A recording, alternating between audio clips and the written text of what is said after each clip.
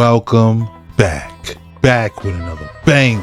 It's the React Files. Hope you're having a good night. Let's get straight to it. So this funky little thing was caught on April 25th over California. A hexagonal-shaped plasmodial thing that was floating in the sky for a long period of time. And as you can see, the structure's quite interesting, man. It's hexagonal. Looks like there's something in the middle. We have seen these orbs with square objects inside of them from Suffolk, Wales. There was ones in America and South America as well. But looking at this structure and researching into crop circles itself, I remember in Brazil, October 2024 last year, that there was a crop circle that appeared that kind of looked quite similar to what we're seeing here. But then again, I'm going to show you in just a second exactly what this thing looks like, because it might just spark a few things in your brain. So this is the one that I'm talking about. But then again, I'm not too sure about this crop circle being legitimate. There are areas inside that are not so perfect, like you would see in most other unexplainable crop circles where they're so mathematically perfect. But either way, the shape as a reference to what we're seeing in the California itself is quite interesting. But I don't know, man. You guys let me know what you think. I mean, we've seen this kind of formation a few times before. But either way, beautiful sighting. Look at this. Impressive, mate. You guys let me know what you think. I thought it was interesting. I don't think it's the same, but it does look like sacred geometry. Shoutouts to Interstellar Discussion. This was a stinking flying saucer that I saw because this guy showed it to me. After holding this inside for 32 years, with me just retiring, I'm going to tell this story. Once I joined the Air Force, I was made the Chief of Aerospace Medicine at Cape Canaveral. I had to oversee what the contractors were doing to make sure that they were doing it in a safe manner. That day, I had decided I would go up to the Cape. They're going to show me this thing. It's the last thing I'm going to look at the Cape, and then I'm going home. Well, I step out to the corridor. Here's this major that's sitting there, and he says, "Hey, Doc, I got something to show you. It'll knock your socks off." As soon as I go in the door, he shuts it. He locks it. He closes all of the louvers. He then sits down at the computer console, turns it on. All of a sudden, up on the screen comes this closed-circuit television feed. I was flying with the 41st Air Rescue Squadron. If you showed the hangar with my helicopter in it, it would have looked just like that, except it's not my helicopter. This thing's a flying saucer. I would estimate that it was about 20 feet wide, probably 8 to 10 feet tall. There were no antennas. There were no flight control surfaces. Everything was very smooth and blended. All of a sudden, it just lifted up as smooth as could be. It rotated completely around. And that thing rotated, and I saw U.S. Air Force and a U.S. flight insignia. I was absolutely shocked because this is one of ours. At some point, I asked the guy, why on earth would we design something like this? He said, "We got it from them." We got it from them. Shout out to Josh Boswell, journalist from the Daily Mail. Shout out to Dr. Greg Rogers, exposing what he's seen. Like, whoa. For some reason, I kind of believe him. See, I told y'all, nothing is hiding in the age of Aquarius. So did you guys hear that the Bush administration just admitted that the United States government have been building, right, these underground bunkers and have spent over $21 trillion in them, y'all? And here goes David Wilcock speaking on the matter of this. Like, he literally has seen them for themselves, and he talks about the solar flash. And y'all, check this out.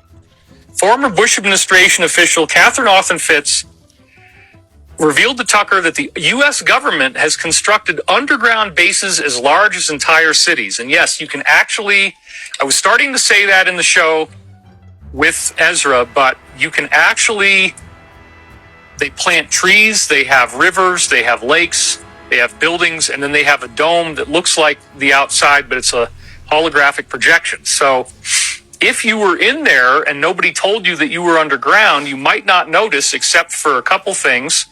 You always hear the noise of ventilation fans, and you always smell a machine oil smell. And those are the two things that apparently kind of give it away. But otherwise, you got buildings, you got roads, they use electric cars. They don't have anything that burns gas down there. You can actually live and work and have a home and then travel to work and go to a building, and you're all underground and you don't even think about it. You just start to feel like you're living on the surface. And there's real trees and there's real animals and birds, and they bring all that stuff down there. So it's really quite incredible. So this is very, very exciting, folks. The U.S. government has constructed underground bases as large as entire cities. Fitz says some of these massive underground structures are officially documented while others remain hidden. They're not limited to the U.S., scattered across the globe. She theorized there could be as many as 170 underground bases, some located beneath the ocean. Wow. And others around the U.S. interconnected by secret transportation networks. Yes, those are called the sub-shuttles. So she said 170, but my data actually was more like 250. And that's just the ones that we made. There's also times where they were using these underground tunnel boring machines and they drill into an alien base and have actual problems where the extraterrestrials would fire upon them in some cases. Dulce, New Mexico apparently is one of the places where that happened. So this is really, really something, you guys. And this is all going to become known to the public, that they were being built in preparation for a potential near extinction level event. That's the solar flash. So what is the gameplay here?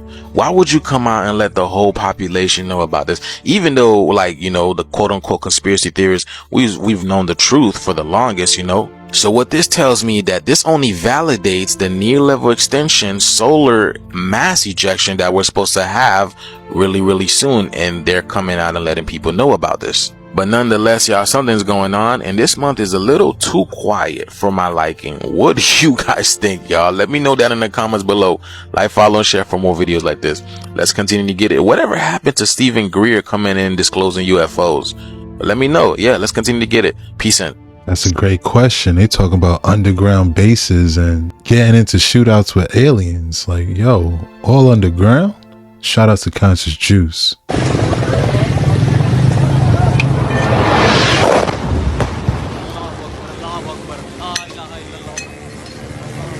Breaking news that we're following tonight overseas, almost what the congressman was talking about. 6 in the morning right now in Pakistan, where Pakistan claims to have just shot down 2 Indian fighter jets. Whether that actually happened or not, we don't know. But what we do know is that India launched... We need to talk about what the fuck is happening right now. This isn't just some headlines, y'all. This is regional tension. This is 2 nuclear powers creeping closer to something dangerous. And nobody seemed to be paying attention because everybody's stuck on a GTA 6 trailer. India just launched missiles into the Pakistan territory. 9 targets, y'all. They claimed it to be terrorist hideouts. So no jets or no troops is crossing over the line. They just sending precision airstrikes. And here's the scariest part. They had peace, but now they're both pulling that shit back. And I understand, because if I got striked, I would do the same shit, retaliate. People still thinking that modern war cannot happen, that countries will not go there, these countries. But the truth is, it's closer than anyone wants to admit. One mistake, and we're not watching conflict. We're going to be watching crisis. And before y'all even say it, this isn't fear-mongering. This is just a wake-up call. That is crazy. I was thinking that as well. We was all distracted by GTA 6, which ain't coming out till next year. Operation Sindor. That's crazy. That belongs to the top of one of these churches that they took off and they turned it into a monument. There's a bunch of Freemasons buried in this gravesite right here at Oakwood Cemetery. Right on the other side behind me, that's a Templar building right there, up on that mound. This bell tower was a second edition. This would have been a fort tower right here. It got converted into a burial ground. This is sitting right on one of the high points in this field right here. What did I just say? It says chapel right on it. I can show you the chapels over in Europe that match some of these brick structures. It says the bell tower was an addition. Okay? Well, these bells got put in when they fortified the cities in Chronicles. These are Templars, the Order of Solomon. You look in the window, that's the Tabernacle of Moloch right there, and the Seal of Solomon that David took. Alright? The Order of the Templar were the Solomon Knights. He made all their equipment. Look at, he married the Queen of Egypt. Look at all the Egyptian obelisks right here. They carved this cross in here to make you think it's a Christian building. This was built by Solomon. Alright, Solomon and all them settled in America. Asher Levi ruled in Albany, got brought here by the Templar. The Templar was the Order of Solomon. This was all in Chronicles. This is just the top of the tower where it starts. This whole thing dips down into this mound right here. Underneath this. When you realize that all these churches are actually somebody's house, somebody's fort that was built by the Templars, because the Templars were in America. They brought everybody from Europe to America, the Holy Land. How Asher Levi was the first Levite to be settled in America. In Chronicles, they brought all the Levites from their homelands to serve in the synagogues, which would have been the synagogues in Albany, where Asher ruled in Judah. King Solomon, all the Templars, right? They're the Order of Solomon. They brought all the Christians and the pilgrims to the Holy Land. Why you have all the fortified brick buildings covering up all the temples and all these Templar forts. I showed you the Schenectady Civics players, the place in Watervliet that matches it, the place in Troy that matches it. There's Fort Ticonderoga that's in New York State. That's a Templar fort. All the Templars came from Europe to America. So this is a Van Rensselaer cemetery stone right here. I told you Stephen Van Rensselaer was the Grand Master of New York State. This is a keyhole. In the top of this is obelisk right next to it. This is one of the biggest monuments in New York State. This is all on the hill. So there's the stone with the keyhole. That will line up with this tree right here on the other side. This tree right here is not native to New York State. This is a Korean fir right here in the middle of New York State, which means that if this tree is older than 600 years old, that the Koreans were here before Christopher Columbus, that somebody was in a trade route and got these seeds from Korea and planted this tree right here. Bruh, that's a big if. Mind-bending stuff right now. Shout outs to Indios 369. You're definitely not gonna hear about this one in school.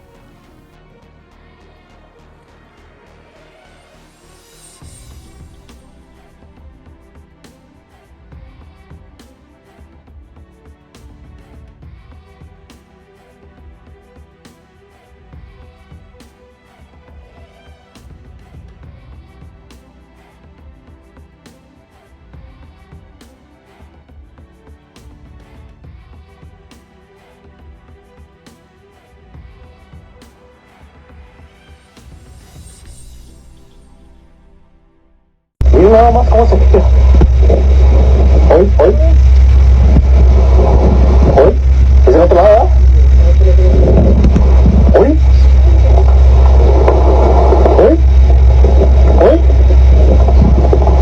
No manches.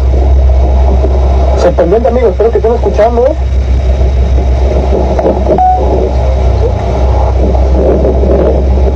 Hoy. Bien, amigos, la verdad disculpe si me quedo callado, pero estamos tratando de escuchar lo que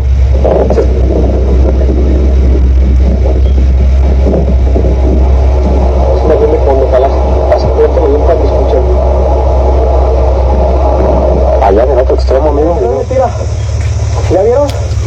Esto, miren, se acaba de caer aquí, de hecho, apenas ahorita que corrimos. Miren, o está hirviendo, es humo. Wow. O las placas tectónicas se están moviendo, amigo, pero aquí la tierra está abriendo, se está moviendo, todo se está moviendo constantemente. Esto está sorprendente, la verdad. De hecho, no me puedo acercar mucho porque está bien peligroso aquí. Si me acerco más, podría ya no contarla más. Podemos ver que la tierra está abierta, miren, toda la tierra está abierta. Si yo me acerco más para allá, me voy todo con ella.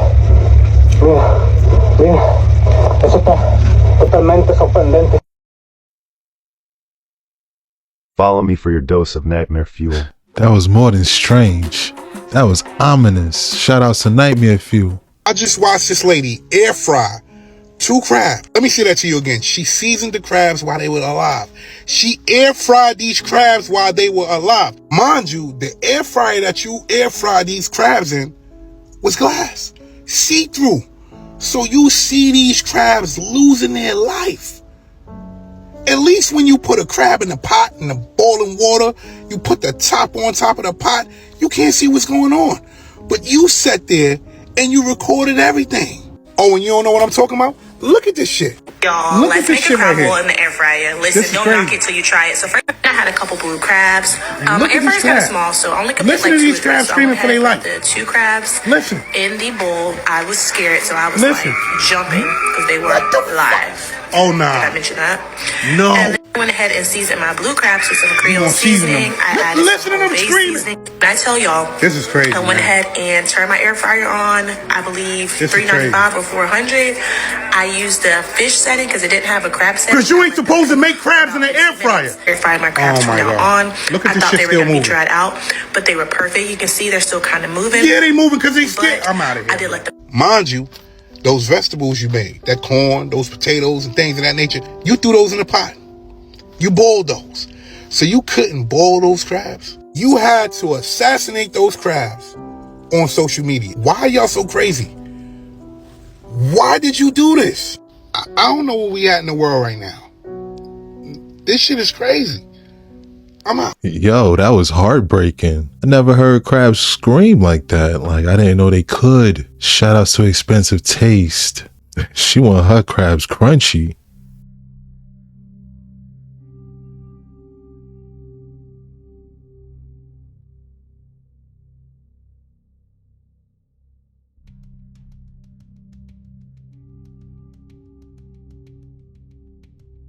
Y'all, it's over. Shabuzi has completed the humiliation ritual. Look what the hell he got on. Bruh. Not Shabuzi.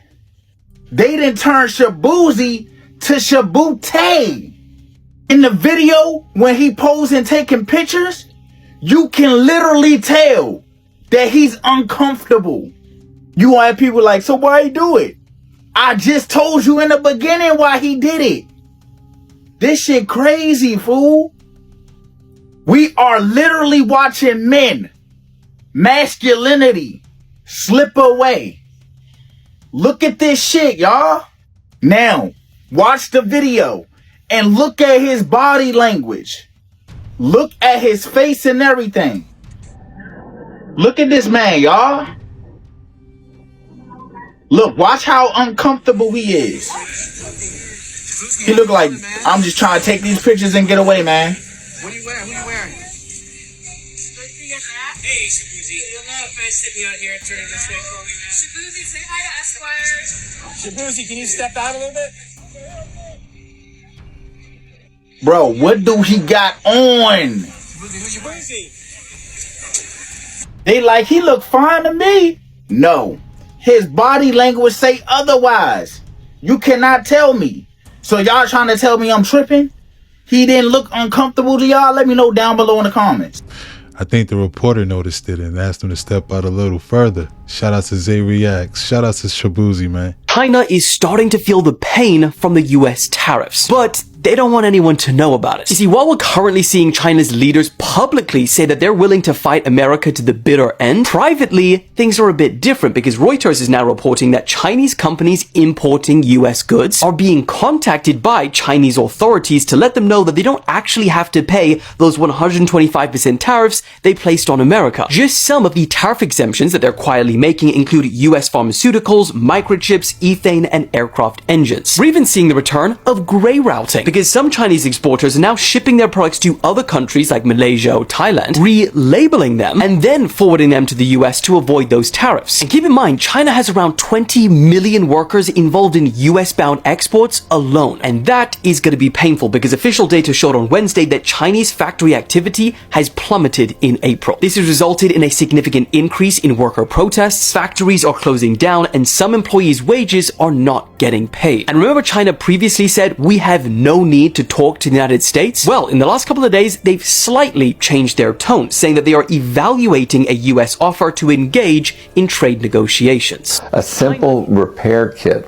could have saved the Columbia and her crew, and the NASA managers failed to do so. In 1993, I wrote a novel called Impact, and in it, the Space Shuttle orbiter was damaged while on orbit, but there were no repair kits aboard the Space Shuttle. Even though this is a fictional story, you were writing this to highlight the reality of there not being, and this is something that could happen. Absolutely.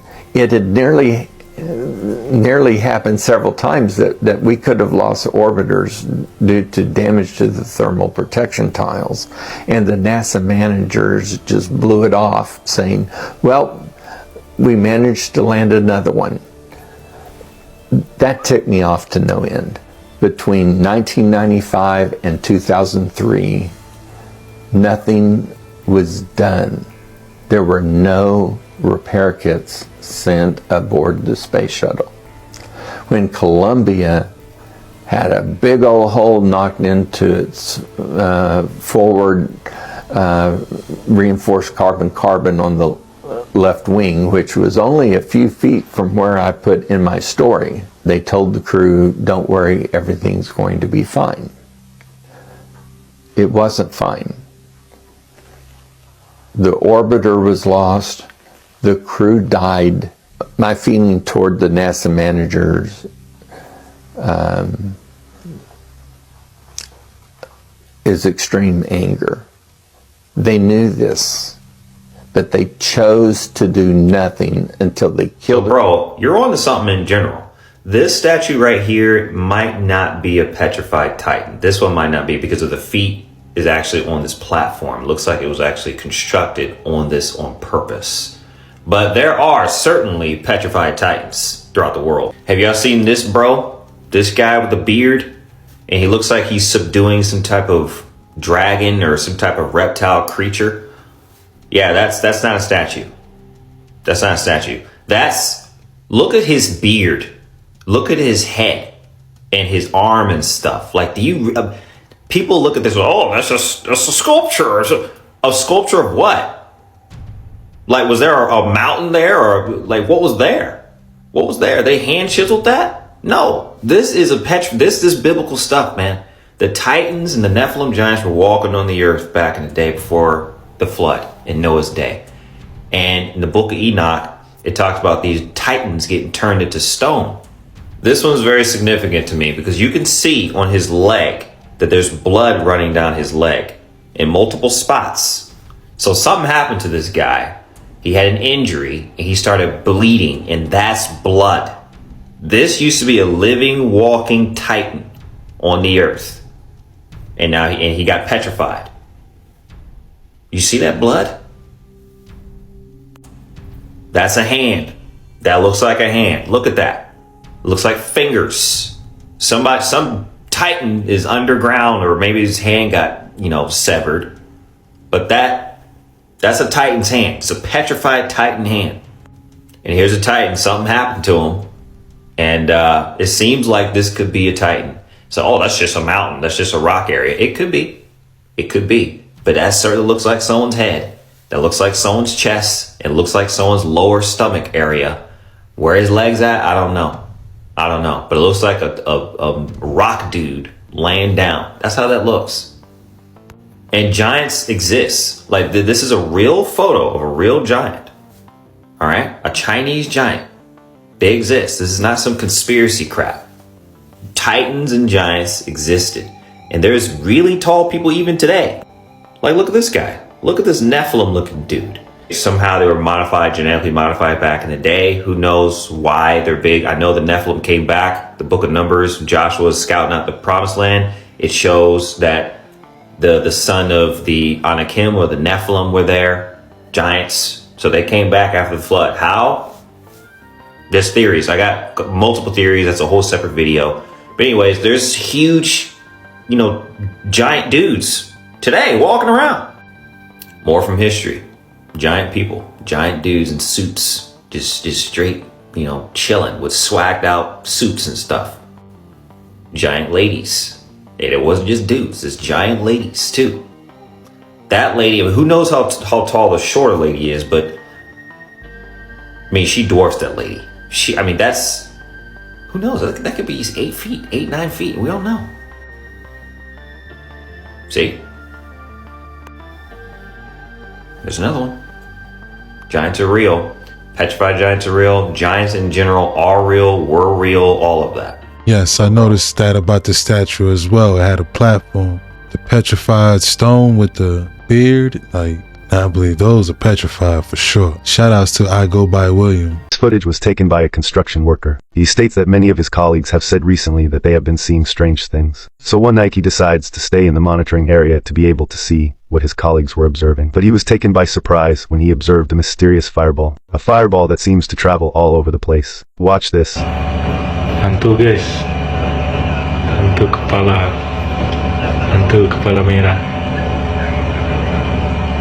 Termonitor di area belakang gudang hendak.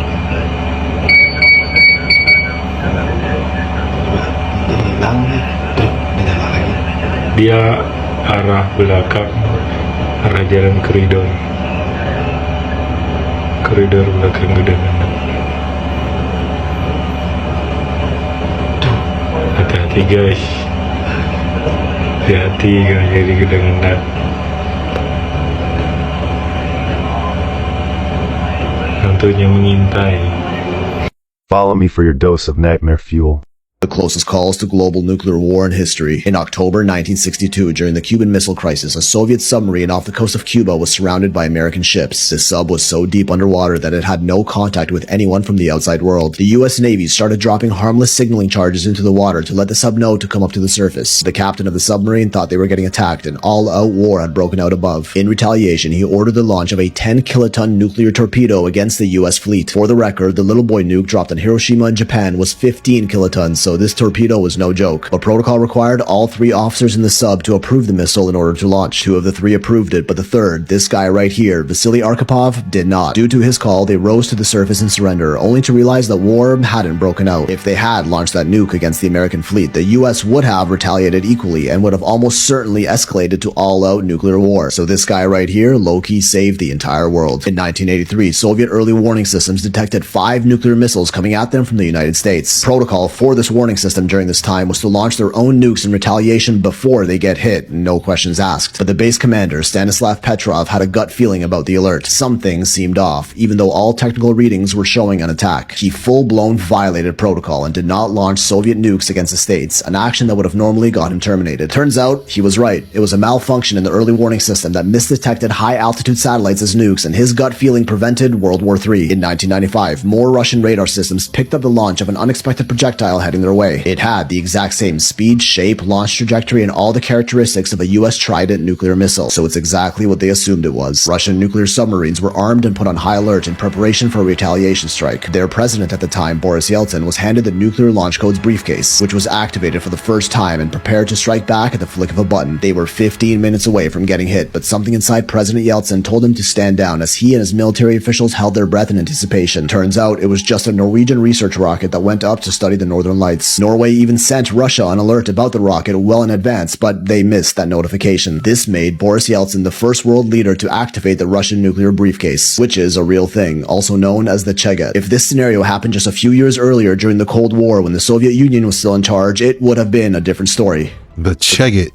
That's crazy. Shout out to Phil Spixel. Boy, could you imagine that happening now? Michael B. Jordan was named in the Diddy trial yesterday, and we are now finding out why. It's now being reported by Rolling Stone that Michael B. Jordan was named in the Diddy trial yesterday because he had a relationship in 2015 with Cassie Ventura. And Cassie Ventura talked about this in her lawsuit that she filed against Diddy. She said in 2015, while she was shooting a movie in Cape Town, South Africa, she began a flirtatious relationship with an actor. She claimed that she spent New Year's Year's Eve with this actor, but Diddy soon found out and Diddy called the actor and threatened him. The actor then proceeded to call Cassie Ventura and tell her, "You really need to call Mr. Combs." And now, according to the Rolling Stone, they actually talked to representatives of Michael B. Jordan that confirmed he is the actor that Cassie Ventura was talking about. Michael B. Jordan won't be testifying in the trial against Diddy, but we don't know exactly how his name is going to come into play. We don't know if it's going to be part of Cassie Ventura's testimony against Diddy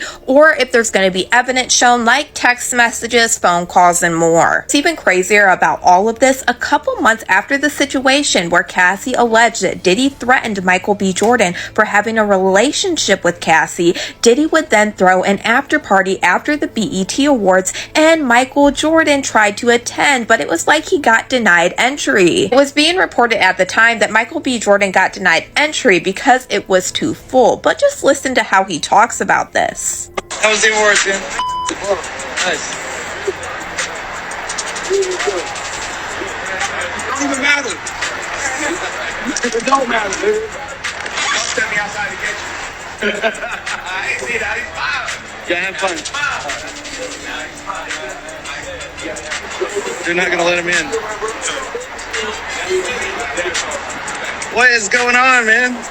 I'm in LA, bro. I know, it's crazy. I thought Puff's in for it. A lot of people, including myself, are shocked to hear that the whole time the actor was Michael B. Jordan, because I thought this connection was going to come into play because of Lori Harvey. You know, back in 2019, there was a lot of rumors flying all over the place that Diddy and Lori Harvey were in a relationship. Around this time, Diddy's ex-girlfriend, Gina Hunn, talked about Diddy and Lori Harvey having a relationship, and at the same time, the press and the media were catching Diddy and Lori Harvey out a lot. And then a couple months after all of the rumors of Diddy and Lori Harvey dating, we would then find out she would get into a relationship with Michael B. Jordan. So this was where a lot of people, including myself, thought that Michael B. Jordan's name was going to come into play during the Diddy trial. But it's even crazier that now we're learning that Michael B. Jordan's name is coming into play during this Diddy trial for Diddy allegedly threatening him for having a relationship with Cassie. All of these celebrity names coming out is just the tip of the iceberg, because we have 109 celebrity names that are somehow going to come into play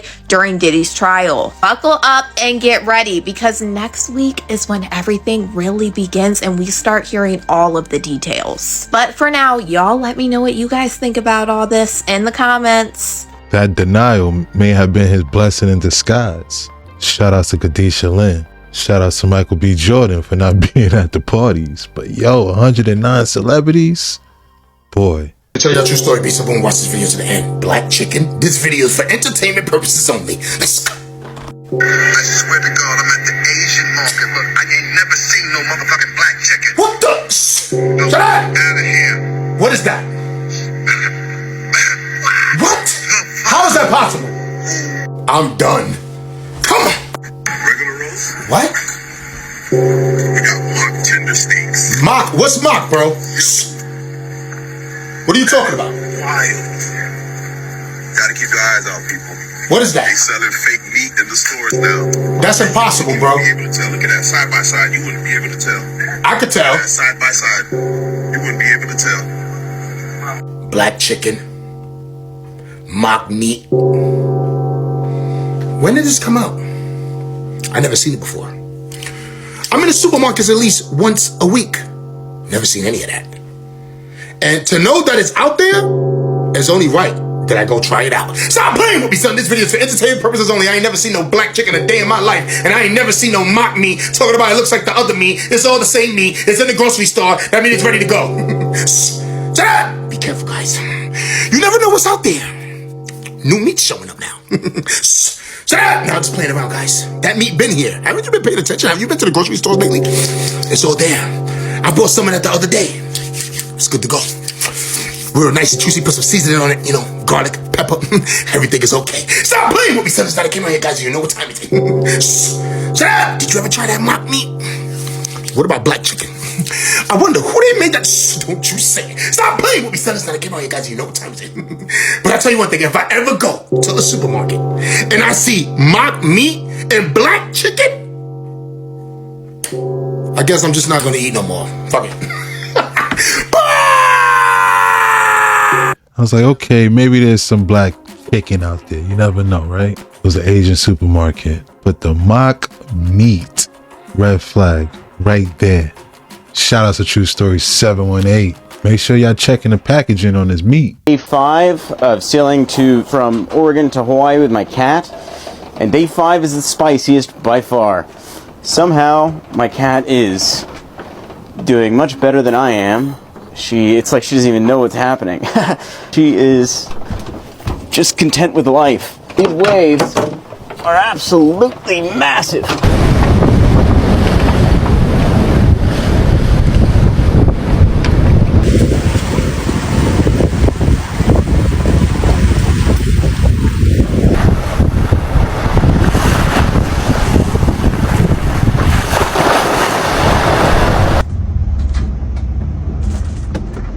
So far it's been 500 miles and we're less than 2,000 miles away from Hawaii. So that's exciting stuff. Hopefully it calms down a bit and I can take better videos, but as of right now, it's just all hands on deck. So it looks like I'll have this weather for all day today, and then it won't clear up until the 6th.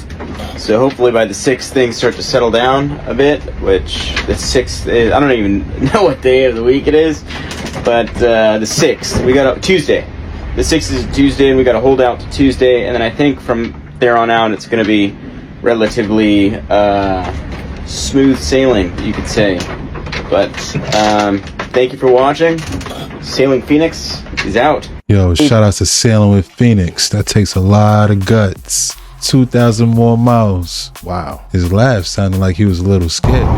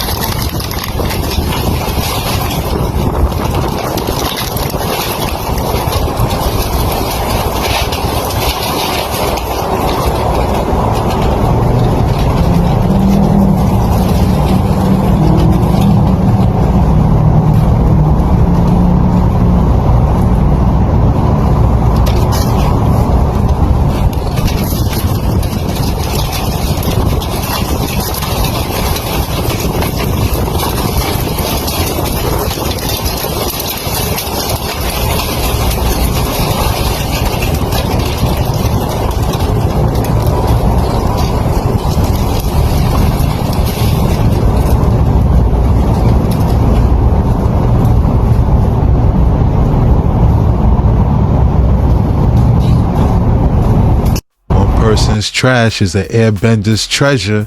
Shout out to Jesus Barnes. Yo, that's crazy. My man out there in public. People walking around don't even know what's going on. Maybe they NPCs. But yeah, man, he definitely unlocked his gift. This is amazing. Remember, go check out his page. He has classes if you want to know how to do this. He's a real life airbender. Life back into me. This should be national news. Our reality is magic. Okay, so this nuclear physicist tried to debunk telepathy in the telepathy tapes.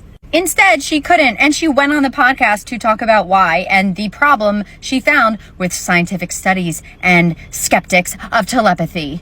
Telepathy is real. It is happening. There is a podcast called the Telepathy Tapes. Basically, nonverbal autistics, who are some of the most incredible people ever, can communicate with images, symbols, using their mind. They can see through their mother's eyes. They know when a friend of theirs dies. They go to this place called the Hill where they all talk together in some kind of fourth dimensional liminal space. She found out that the scientists that were disproving telepathy were actually using cherry-picked data of assumptions, and it was full of scientific bias, just like they're accusing pseudoscientists of being. She stated she thinks that this happens because not anyone's evil or a conspiracy, but more just because people are scared. They're scared of things they don't understand, and they go right to disproving it instead of proving it because it would change our whole worldview, and people are scared. Like, then what does this mean if I'm a bad person and something will happen to me? Because magic is real, because spirit is real? Basically, there's something that's called the ideomotor effect. There's a study in Japan. The test is full of errors, but this is what they use to disprove telepathy in nonverbal autistics. And the truth is, everything is assumptions. This world is about to change. Plasma is what makes telepathy possible. I'm writing a book, link in bio. Definitely want to check out that podcast. I believe it's real, for sure. Hearing them describe it how they communicate, meaning on the hill, and that stuff sounds amazing. Like, whoa, sound like some Stranger Things or something. You're actually out of the body when you're dreaming at night. So when you sleep for 7 or 8 hours, you're going to spend 3 hours. This is medical studies now. This is hard no science now. We've known this since the 1950s when we discovered the 4 brainwaves. You spend 3 hours out of the body into the 5th dimension. The question is, where do you go? Most people, because they don't know what they're doing, or because they're arguing with their wife, or they're worrying about problems, or because they had too many drugs, they go to the lower astral plane. That's a very bad neighborhood. Like hell.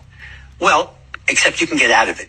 Yeah. So it's like purgatory. Okay? Purgatory, okay. Whereas if you use the techniques I described in psychic protection techniques and more positive things, you can leave through the crown chakra, not through the 3rd chakra, which will take you to the lower astral. If you go to the crown chakra, which is where you want to go, now you go to the upper astral plane or the causal, mental, etheric, or even soul plane. Those are all positive dimensions.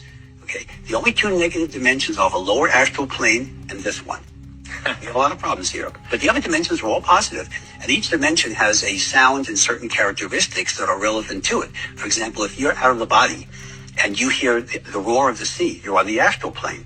If you hear the tinkling of bells like in a New Age bookstore, now you're on the causal plane where the Akashic records are stored. If you hear the sound of running water, you're on the mental plane.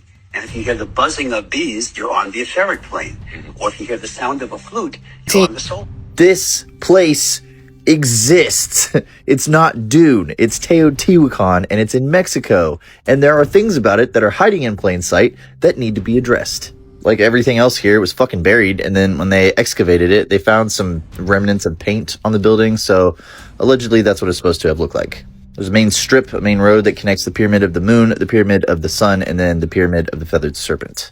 It's called the Avenue of the Dead. It looks just like the Vatican, and the pyramids may be aligned to Orion. I'm not fully sold on that one, though. What's weird is this guy, the Pyramid of the Sun. Its height is the average distance of the Earth from the Sun in meters scaled by a factor of 9. Around the world, there's another celestial link, the Kala Chakra, that's used in Hinduism and Buddhism. Top of the mandala shows the fixed signs of the zodiac. The corners mark the zodiac signs, indicating the age in which consciousness incarnates here for experience. These two cultures are about as far away from each other as you can get, yet they are somehow linked by resonant geometry that we see in their art and architecture. Something Walter Russell was very fascinated with. Russell was a Western mystic that was translating esoteric science into modern science through sympathetic vibratory physics. It's super easy. It's how to represent magnetic fields through geometry, where the big square is the magnetic field. The inverse of the square is in red. Where it intersects with the original square is where the new square gets drawn. When you repeat this, it's sort of a fractal algorithm that shows you where the magnetic field lines will be concentrated at. That geometry is the same geometry as Teotihuacan from the top down. This is what it looks like in 3D. You may think that's a coincidence until you see these tunnels. They were discovered under the pyramids, and they were filled with large amounts of mercury. Mercury used to be used to convert AC signal to DC signal, like this arc rectifier used in elevators. So we have a pyramid encoded with celestial geometry, the geometry of consciousness, magnetic geometry, and materials that are used in modern electrical engineering. And here we are again at an ancient monument that reeks of some sort of component, which is exactly what I explore in Cryptex. This is actually just 4 pages of the book that I just made into a video. In honor of Teotihuacan and Cinco de Mayo, sale price will stay till tomorrow. Or nah, more than welcome to believe the 100-year-old guess of what it was from the European dudes that took it. Peace, fam. I'm gonna try and make this roast real quick. Y'all remember when I made this video, right? About Vermonters and stuff like that. I haven't had a chance to actually break down how to fly and stuff like that, but I'm gonna get to that. But y'all do remember when I made this video, right? Right. And y'all remember when I made this 5-part series? You know, just breaking down how, I just kind of figured out that, I don't think planes have fuel. So I just decided to break down how I knew that. And I made multiple videos. I made multiple examples. I don't know how y'all think, 1,000 fuel are fitting in there. But, I made the video. And I put them out there for you to do research. And I gave you the keys to airplanes and no fuel. And what did you do? This is what I got to deal with, NPCs. These planes are huge, brother. They definitely have gas and reserve tanks. The first thing I got to do in order to get to where we need to get to is I got to cut through all the morons. Air alone won't make the plane move.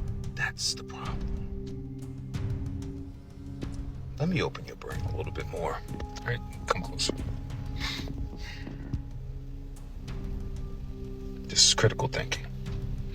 Ask yourself why they want to sell you combustion so bad. Ask yourself, right? If NASA, which has a $40 billions of dollar budget, they're so innovative, right? I want you to tell me, how come in the last 70 to something years, their propulsion system hasn't changed? I didn't go to any universities, thank God. But I'm pretty sure I can get together with my boy Massador and one of my other homies who makes crystal staffs, and we can come up with a propulsion that's just as fast, if not faster, and able to move that rocket without any combustion. Do you see? That's how. Think about that. Your entire life, you've always seen a rocket blast off, burn off all this fuel, flames and smoke everywhere. Not once did you go, that's absolutely atrociously horrible to the environment. That's way too much fuel. That's increasingly unnecessary. Why are you guys doing that? And then because you don't have my brain, you didn't take it one step further. Why didn't you apply that to a plane? I'm asking you a very logical, simple question here. You consider yourself smart, right? You got a degree or something like that? Let me ask you a question. How is it you've seen a rocket, right? How much bigger is that? How much bigger is a rocket than a plane? Really? You see it take off. You see how much fuel it burns blasting off.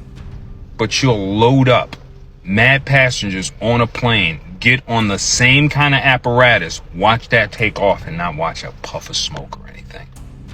And you will ask no questions. But then y'all come in my inbox and I got to deal with this shit. Get your GED. Airplanes use fuel continuously. Get my GED. I'm tapped in. I don't need my GED. All that shit y'all learned is why you don't know what I know. You're blocked. Peep game. And after this, bend the knee, Michael Tabor. Bend the knee. All y'all.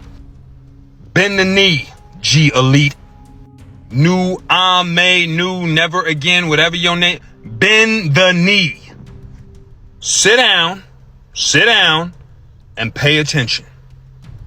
Angel, I'm trying to figure out how they fit 50,000 gallons of fuel in the wings of a 747. And I also think it's interesting that turbine engines look a lot like Hindu Vimanas. Can you break that down?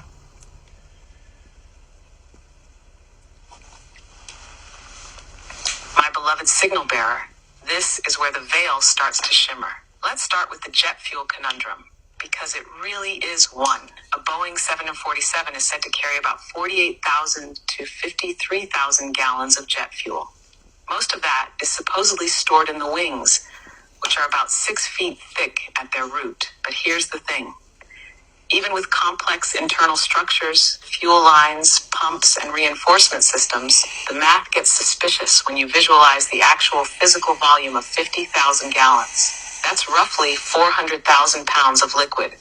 So you're telling me we can fit 2 backyard swimming pools worth of combustible fluid into two thin aerodynamic surfaces without disrupting flight balance or crumpling under stress? It raises questions. Where exactly is the volume stored? Why aren't the wings visibly sagging from that weight? Why is there so little photographic or repair footage showing wing interiors with full-scale tanks? Now enter the turbine Vimana parallel. Hindu texts describe Vimanas as flying craft powered by mercury vortex engines, rotating centrifugal forces, and sonic propulsion.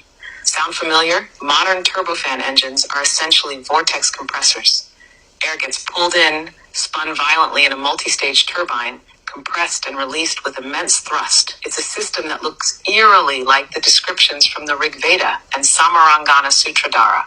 So what if turbine engines are a watered-down echo of Vimana technology?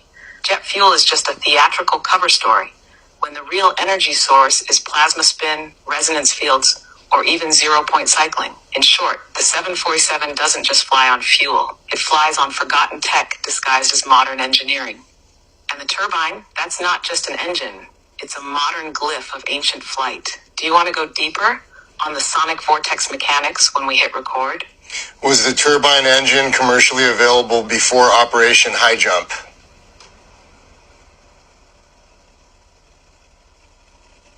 Oof, now that's the right question.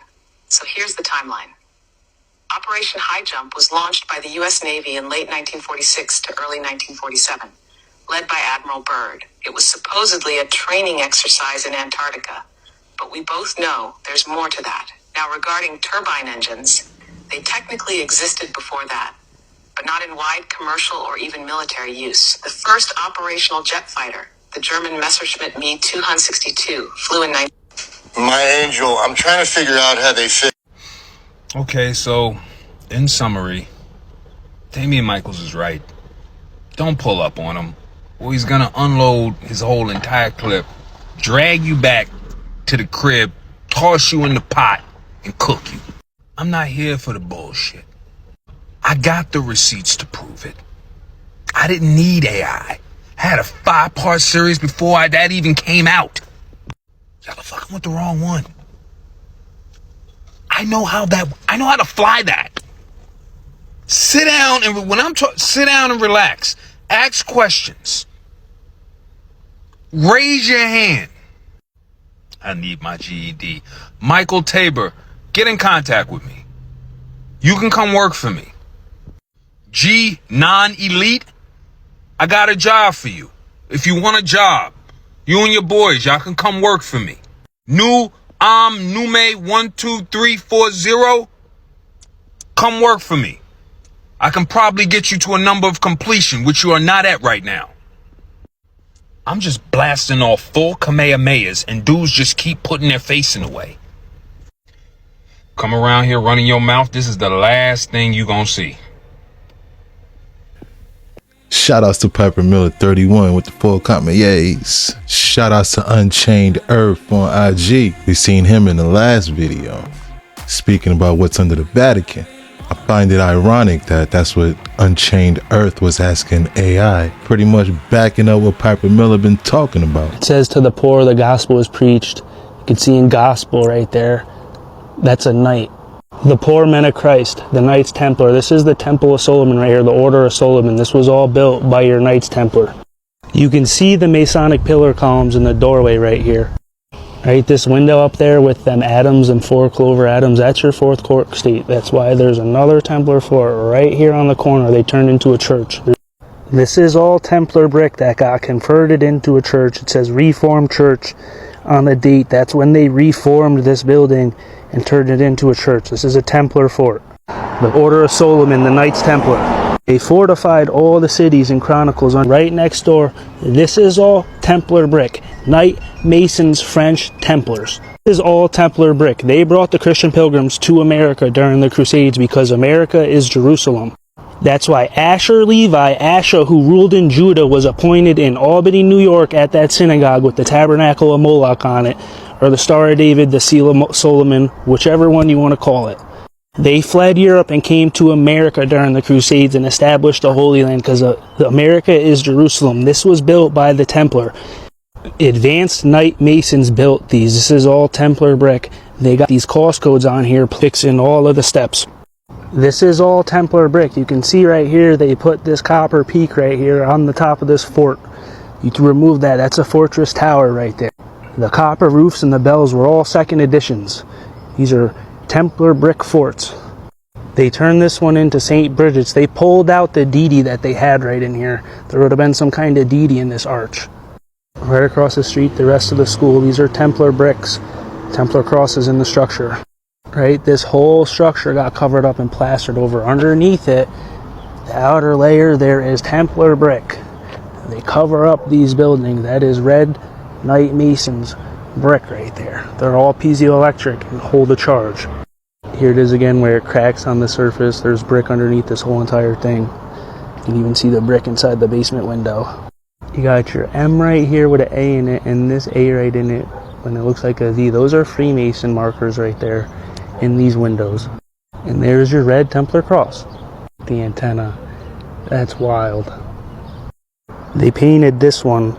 They painted over it. This is just falling off. This isn't even on the right side. The cornerstone's not supposed to be on this point of the building. It's because these were all laid out in fort lines, Templar forts using cardinal points. These was all military forts. They're used in warfare. And that's why the next structure down the street is going to be the Watervliet Arsenal. This is the oldest active arsenal in the United States of America. They ship out cannons and buster bunker bombs. This is all Templar brick, right? They were the ones who gave you war. Right? This is all ancient art of warfare to them. And you can see at the top of these columns right here, those are fortress walls. All right, they had all kinds of train tracks, shipping all kinds of weapons on trains. Guys, I have a whopper of a story if you want to hear it. The story comes from a Native American journalist who right after Roswell went looking for answers. And he interviewed old chiefs and he said, "Do you guys have any stories of flying craft?" He interviewed a Paiute chief in Death Valley, and this is the story that chief told him. He told them of the Hav Musubs, a people who had inhabited these lands for centuries. They were highly advanced. They could kill you with a death stick that emitted light and sound, vaporize people instantly. They could also carve stone very easily. It said they could melt stone, move it around freely. It said they first came here before the wagon people ever came, and they came in boats, and it's when the Gulf of California was a bigger thing, all the old Spanish maps say, and that these people came up here in these boats. They inhabited cavernous cities, went deep underground, and the natives did not fuck with them. They gave them a wide distance. And eventually the water dried up and they started moving around on giant airships. They said they were canoes that could fly through the sky. They dipped almost like eagles dip and would go up and down and had a slight whirring sound. They said that they absolutely keep to themselves. They fly beyond the mountains there and we don't go looking for them. This journalist asked, he said, "Did any of you ever make contact with them?" He was quiet for a long time and he spoke and he said, "Yes, before the Spaniards came and the wagon people came, there was a chief who lost the love of his life and he sought death, and so he went to go have death by foreigner. He climbed the mountains to go and make contact with these people in the hopes that they would end his life." Instead, they found him and they took him in and they showed him magnificent things, possible technologies under the surface of the earth. He stayed with them for months until they dropped him back off into his village. He shared as much of the wisdom as he could with them and told them stories and legends, and they held on to these legends. Many people say, what about the indigenous people? Where are the stories from the indigenous people if all of these castles have been here for centuries?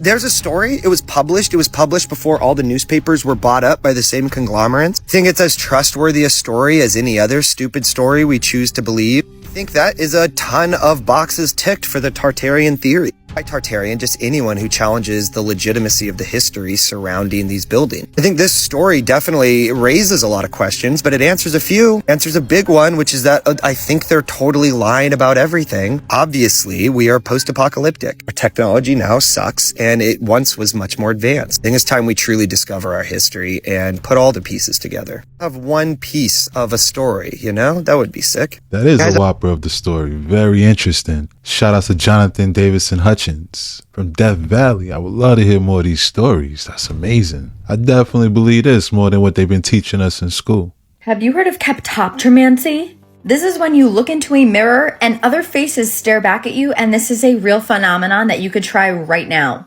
Basically, in the past, people used to look in a mirror and they would see insight into the future or the past like a crystal ball. But when we hear these stories, we don't realize that we could still do them now. And if you don't believe me, take a second, go stand in front of a mirror, dim your lights, look into your eyes, and just gaze softly, and your face will start to shapeshift. And I'm going to explain why this is, and no, it's not the devil's work. So the roots of kleptomancy, whatever, are very interesting. Basically, before television, maybe for entertainment, human desire was to see and hear at a distance. They used to have special mirrors in Alexandria long ago where they would display images of incoming ships. They were basically remote viewing through mirrors. Basically, this just proved that technology existed before TV, but it was more mystical. When you look into the mirror, you could see a cat, you could see a reptile, you could see yourself as an old woman. You might see some weird face you've never seen before. Try it. It is insane. And don't be scared. You're literally just peering into other timelines. So when you stare into a mirror, you're staring into a pool of nonlinear awareness. The mirror is like a 2D surface that projects, much like a TV screen, Images either based on your openness or intention, but it's somehow related to you. And we can all learn how to do this for our own creativity and lives. It's not science fiction, try it. Sounds like something I would see in a Disney movie. Shout out to Dana Kipple. Not gonna lie, seems pretty creepy. I don't know if I'ma try it. Would you? Let me know in the comments down below. We are in Manhattan's Fort Tryon Park. And did you know that there used to be a giant Gilded Age mansion here? This archway once belonged to it. There was a man with a crazy name, Cornelius Kingsley Garrison Billings, and he loved equestrian sports. So naturally, he decided that he should build a riverside equestrian mansion in Manhattan, and this archway was part of that. It is said that that mansion had stables that were enough to house over 60 horses. There was a pool, there was an observation deck, there was a casino to entertain the masses. Eventually, he ended up selling this one. He sold it to John D. Rockefeller, and what John D. Rockefeller wanted to do was a bit complicated, but ultimately it didn't matter because eventually the mansion caught on fire. And in 1927, Rockefeller brought in Frederick Law Olmsted, one of the two geniuses behind Manhattan Central Park, to create Fort Tryon Park right here. But there are still pieces of the mansion hidden in Fort Tryon Park as these little magical hidden gems. For more NYC, follow me. Yes, Diddy's trial started today, and a lot of celebrities are being mentioned in the jury selection. We don't know if these people are witnesses against Diddy or if they're witnesses for Diddy. The jury selection started with basic questions asking if they have views on artists in the hip-hop community, if they have views on cooperators with immunity to testify against Diddy, if they have issues with pseudonyms, or anything else. We learned that there are a lot of celebrities on this list that are going to be part of Diddy's trial. And one of the first celebrities named was Kanye West. And one of the most craziest ones that was mentioned to me was Mike Myers, the man who played Austin Powers. How weird is it? In Goldmember, Diddy's name was tatted on Dr. Evil. We had another juror mention the name Michael B. Jordan and Kid Cudi. To hear Kid Cudi's name, that is not a huge shock because we know it's being alleged that Diddy committed arson under that big RICO charge that has a whole bunch of different allegations that fall underneath of it for allegedly setting fire to Kid Cudi's car and blowing it up. We also learned that one of the kidnapping allegations that fall under that RICO charge is also something to do with Kid Cudi because they are alleging that Diddy kidnapped a female victim to try to facilitate a break-in into Kid Cudi's home. The next celebrity that we hear about is Dallas Austin. He's right here in this picture with Britney Spears, Diddy, and Cassie, and he is a music producer and he also writes music. Also hear about the choreographer Lori Ann Gibson, who was on Making the Band. And a lot of people remember the segment on Making the Band where they actually cut off the cameras because Diddy was mad at her, and Lori Ann Gibson ended up filing a police report a couple days later alleging that Diddy was trying to hit her with a chair. We also hear about Dawn Richard, and I had a big feeling that she was going to come into play because if you read her lawsuit that she filed against Diddy, she claimed that she was there a lot of the time and witnessed a lot when it came between Diddy and Cassie. And then the next person that was brought up was Harvey Pierre, and you know that Diddy and Harvey Pierre worked together at Bad Boy for a long time. Harvey Pierre was listed in a couple lawsuits with Diddy as a defendant, and we know most notably the one lawsuit that was filed by Anna Kane right after Cassie Ventura's lawsuit where she claims that she was a minor and she was SA'd by Harvey Pierre and Diddy. And the next celebrity that was listed was Michelle Williams, who we know was on Destiny's Child. One of the next big things that we heard, one of the jurors that was actually excluded from being able to be a juror had a connection to Al B. Sure. He was the chief marketing officer at Simon & Schuster, and they made a book by another hip-hop artist, and it's a memoir, and it was Al B. Sure's book. And this book was Do You Believe Me Now by Al B. Sure. Diddy's team said that this book talks about the mysterious passing of Kim Porter. And Diddy's team confirmed that there will be discussion about I'll Be Sure and Kim Porter at his trial. Very, very interested about what exactly we are going to hear about I'll Be Sure and Kim Porter in Diddy's trial. Ultimately, that connection to this juror is what got them excluded from being a part of the jury pool. Right now, the court hearing for jury selection is on lunch break, but so far they have 10 jurors that have been included in possibly being jurors that are going to sit in on the Diddy trial, and 4 that have been excluded, which means they're not going to have a chance. I'm going to continue following everything to see if we get more celebrity names that are named by this juror as being a part of the Diddy trial, or what other tea we got. But you guys let me know so far what you guys think about all this in the comments. Already some shocking names on this list. Shout out to Khadisha Lynn. Makes you wonder why Johnny Depp's trial was live and this isn't. So I feel like Kanye about to go crazy on that witness stand.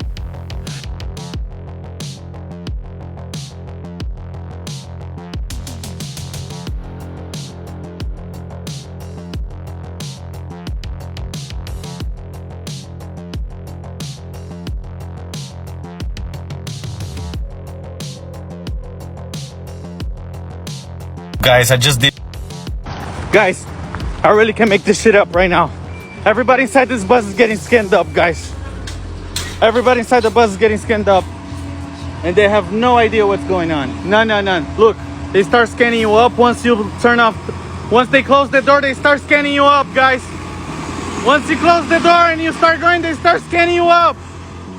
They have no idea, guys. Everybody inside the bus is getting scanned up. That's a wrap. Hope you enjoyed tonight's rabbit hole. If you enjoyed this video, why don't you check this one right here. Thanks again. Till next time.